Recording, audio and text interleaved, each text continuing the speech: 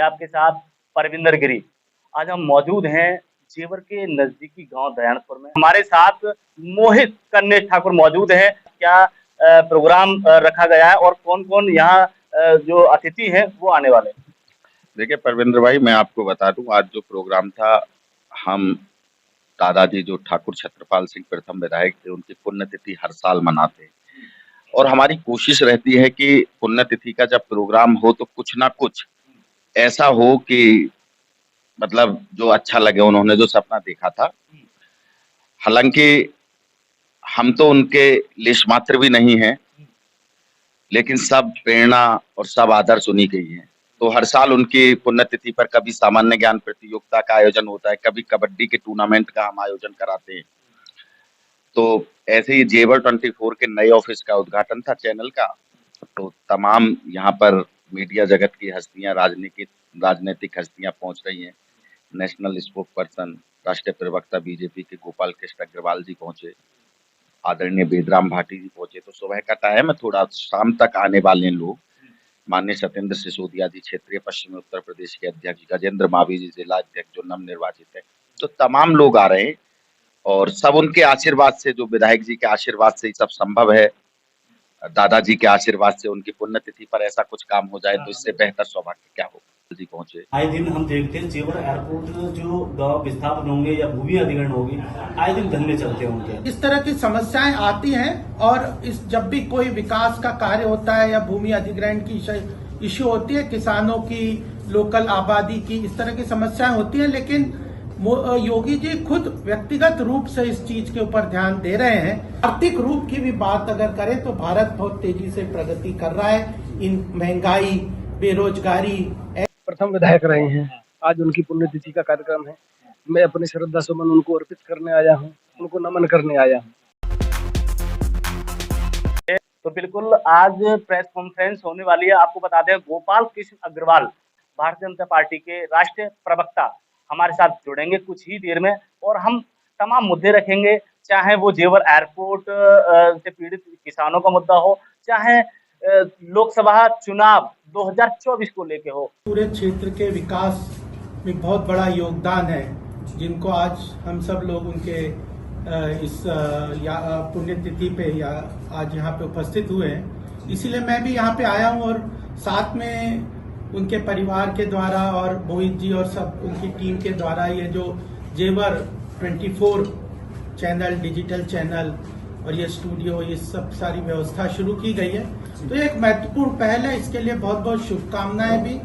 और जिस तरह से जेवर क्षेत्र पूरे विश्व पटल पे आगे बढ़ रहा है, पूरे विश्व में आज जेवर का नाम आगे जा रहा है, तो मैं मानता हूं और यह शुभकामनाएं भी देना चाहता हूं जेवर 24 को कि जिस तरह इस क्षेत्र में प्रगति हो रही है उसी प्रकार यह चैनल भी आगे प्रगति करे।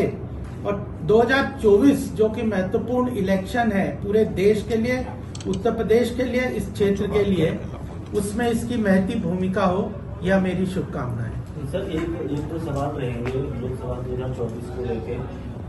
आपने जेवर एयरपोर्ट की बातें की थी।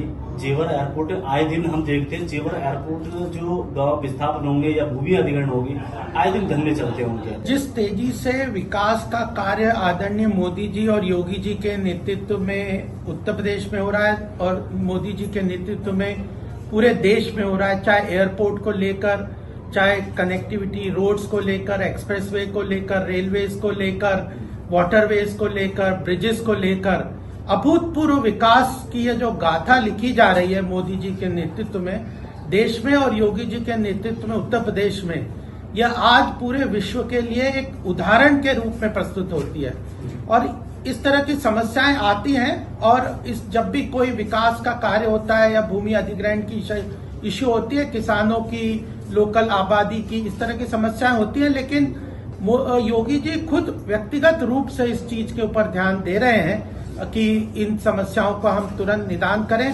सभी किसानों को जिस तरह भी कंपेंसेशन मिलता है, जितना उनका विस्थापित होने के बाद कोई उनको और समस्याएं रोजगार की, उन सब चीजों के लिए भी पूरी तरह से ध्यान में दे रहा है। लेकिन एक बात यह भी मैं कहना चाहता हूं, जब किसी क्षेत्र का विकास होता है तो विकास उस क्षेत्र का ही नहीं होता, वहां पे रहने वाले लोगों का विकास होता है, वहां के परिवारों का विकास होता है, उस आसपास के क्षेत्र का पूरा विकास होता है। जो भारतीय जनता पार्टी पूरी तरह से इलेक्शन के लिए तैयार रहती है, करती है, चाहे शक्ति केंद्र हो, बूथ लेवल पे बूथ समिति हो, पन्ना प्रमुख हो और विभिन्न कार्यक्रमों के द्वारा आजकल जैसे वोटर अवेयरनेस प्रोग्राम का चल रहा है, तो सभी जगह कार्यक्रम चल रहे हैं। जिन प्रदेशों में इलेक्शन चल रहे हैं, राजस्थान, मध्य प्रदेश, मिजोरम, तेलंगाना, इन सब में भी हमारी पूरी टीम लगी हुई है, सब लोग काम कर रहे हैं, पूरे मुस्तैदी से हम लोग काम। महंगाई भी देखने के लिए मिली है,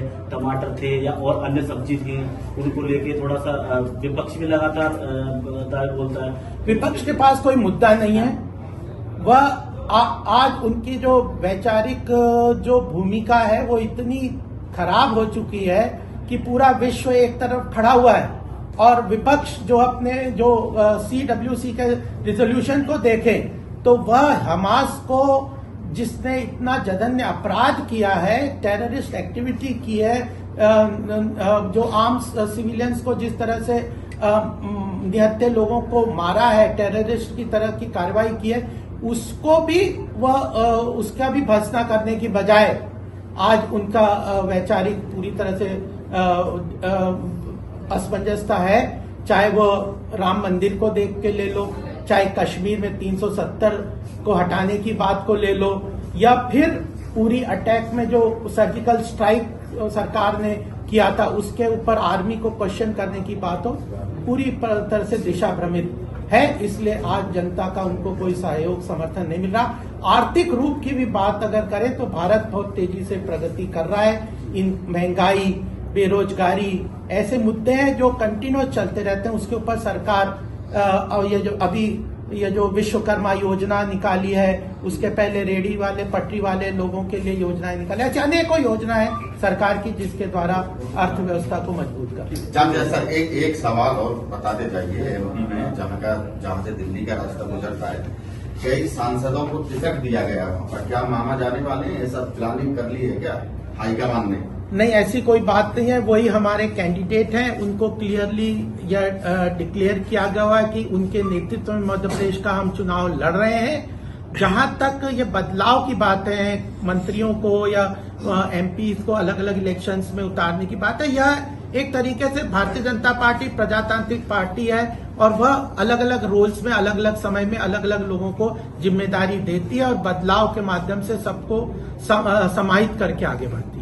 थैंक यू। मुझे फिर से आप सबको, मोहित जी, आपकी टीम को, क्षेत्रपाल जी उनकी टीम को, जेवर एक्सप्रेस और यहाँ के सभी मीडिया के बंधुओं को, कि आपका इस प्रजातंत्र की रक्षा में बहुत महत्वपूर्ण योगदान रहता है। आपके माध्यम से ही जनता को सारी चीजें पता चलती है और आपके माध्यम से ही हमें भी पता चलती है। तो आपका बहुत बहुत अभिनंदन, शुभकामनाएं।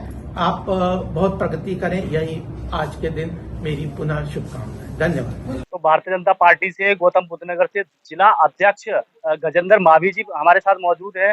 जानेंगे आज क्या उद्देश्य रहा गजेंद्र मावी जी का यहाँ पहुँचने का। सर, स्वागत है आपका हमारे चैनल में। बहुत धन्यवाद।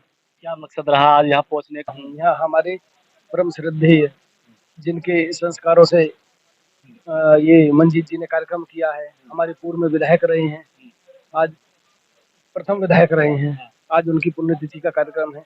मैं अपनी श्रद्धा सुमन उनको अर्पित करने आया हूँ, उनको नमन करने आया हूँ। पहला कार्यक्रम मेरा ये है। दूसरा कार्यक्रम कोई उद्घाटन का कार्यक्रम है, वो करना है।